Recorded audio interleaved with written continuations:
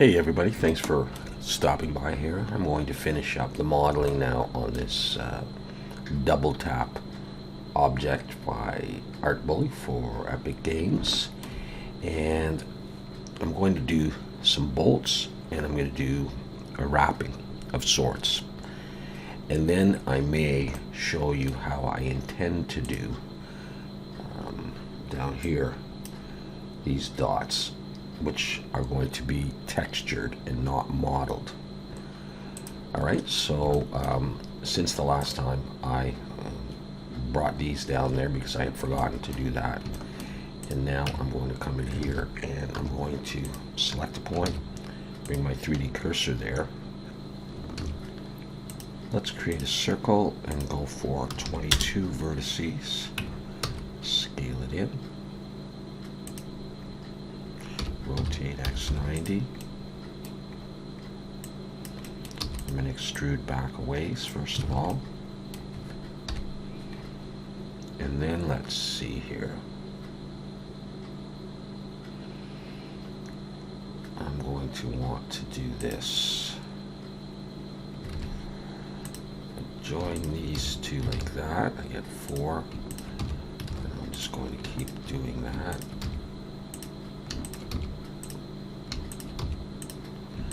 I'm selecting and I'm pressing F to make a face. Like that. I'm going to select these and I can press, what am I pressing? F. All the way along there. Okay, so I have that. Okay. I'm going to rotate this in the Y until it's just about straight. It's a little bit easier to do it that way. I'm going to select this and select the whole thing and bring it out. Select that edge and extrude a little bit further down. I'm going to look from the front. I'm going to select those and those and those, and I'm going to delete those. And then in edge selection, number 2, I'm going to press F to make a face there. So I get that lower down section. F, F. Okay, that's basically it. Let's make sure, okay. And now I'll try a bevel and we'll see how she goes. I'll just go up on zoom 2, it's not going to matter that much there. Put on angle, let's try arc. Try shade smooth, and let's also do, let's try weighted normal and auto smooth.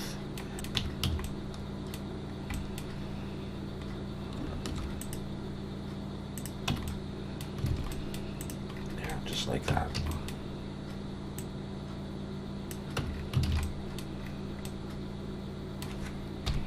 Okay, let's see where these guys go.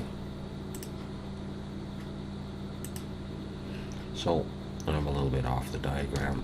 Let's scale out a bit bigger, let's see. Yeah, okay. So, alright, so I'm going to select something here that I know is circular.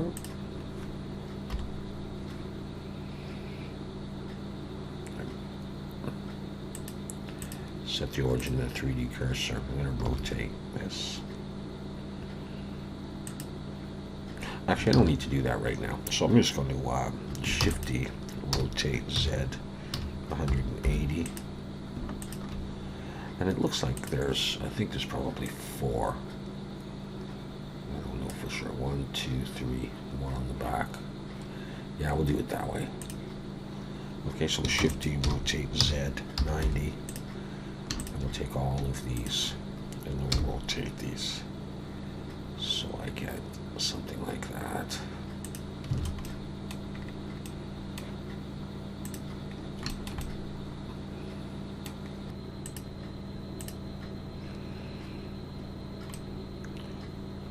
this point, I'm going to rotate this in the Y a little bit and just try to have them off a little bit.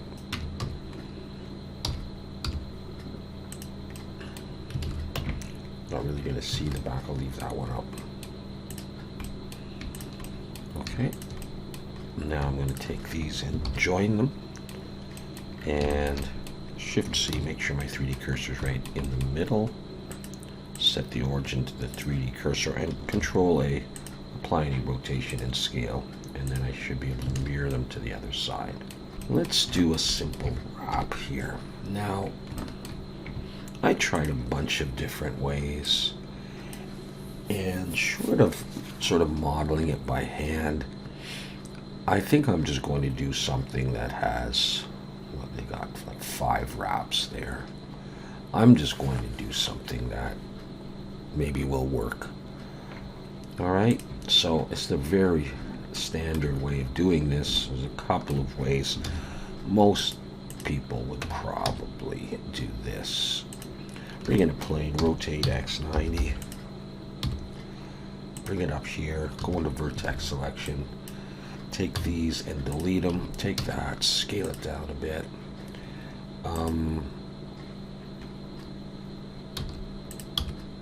I can try to be a little bit more accurate. Now, this is going to look a little formulated, a little fake, a little too perfect. I'm going to click on the screw modifier and start adjusting the screw. We can look at this, and you know, I may just accept it as it is, and so I do that for the moment. Increase the iterations and come up to like maybe there. Let's hide that, and this may be what I'm going to go for. That kind of a thing here. Now at this point you can take this and you can pull it in to wrap it a bit closer. You can shrink wrap it, but I'll show you what I'm going to do. So I'm going to go with that, and I'm going to go ahead and apply that. Then I'm going to come in, and with everything selected, I'm going to press E and Alt S, and I'm going to pull it in till it makes contact. X faces, I'll delete those back faces. Okay, and then I'm going to Control R to put an edge loop, and Control B, and I'm going to split it like this. I'll shade smooth, and I think we probably will have to, yeah, you see it's flipped. So we'll take it, Alt N, recalculate outside. We'll do that.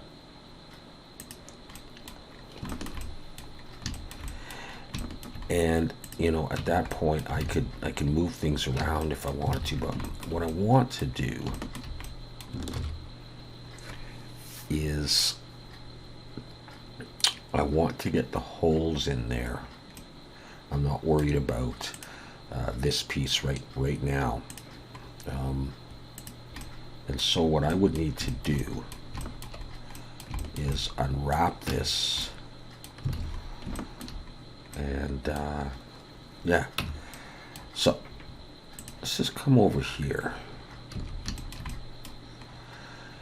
and let's just try as it is unwrap,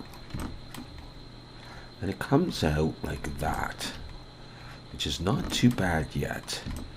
What I think I'm going to try to do is maybe I'll select a couple of these and scale Y0. I'll just do this by hand. I don't have UV squares to straighten this out. And so I'm just going to do this. I'm going to select that quad and then select everything else, and you follow active quads, and we'll see how nice it goes. Now, we get these pieces on the end, but they're not actually going to affect anything for me. Let's sync this and see where those are.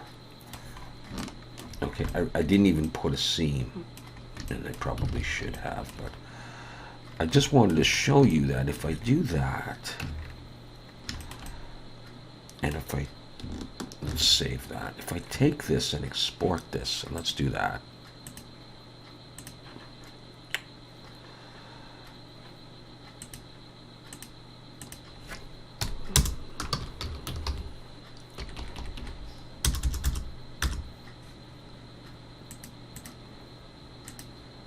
If I bring that into Substance Painter, bake the mesh maps, I'll go at 2048. Okay, so there they are. Okay, this is just a test. Okay, come down to the layers here, and I'll just try this artificial leather material.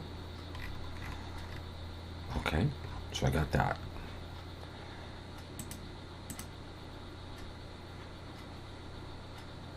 I create a new fill layer and add a black mask. And on here, I just alt-click height. I just want height and drop it down.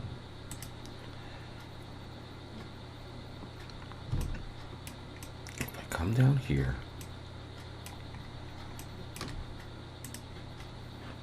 and then I go to my brushes. Now I'll go to my alphas, and I'll type in circle. Choose this shape one. And just increase the border. And then under spacing, just up the spacing. We'll just give this a try here. Click Shift and Control and do that. That may not have been in the best spot, but you can see that I can get those circles in there. Okay, let's switch to 2D only.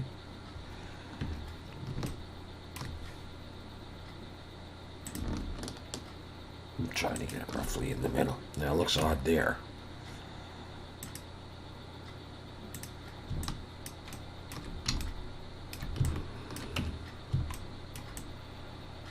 But I can get those. And then I can come back in Blender, bring that in, and then adjust this. I can maybe pull it out a little bit and then just quickly model like a plane and inset, and I could create that little piece there and do that just towards the end. You know, and by the way, I could still come in here if I wanted to, just press X, you know, and I could get rid of that last one if that's what I wanted to do, you know, and leave the other ones. So you know, and I'm not saying that's the final material I would use, but it might be. It might be. And yeah, and I could finish that up. So that may look a little odd right now, and it probably will look odd in the end, because that's likely sort of how I'm going to be keeping it, aside from any little tweaks on that. Okay, so I believe that brings me to the end of the modeling itself, and I probably will, like I say, I probably will texture this in Substance Painter, just to do a nice kind of job on that. Okay, so that's where we're at so far, and in the next video I'll come back and I'll just put some basic textures on this. Thanks for watching.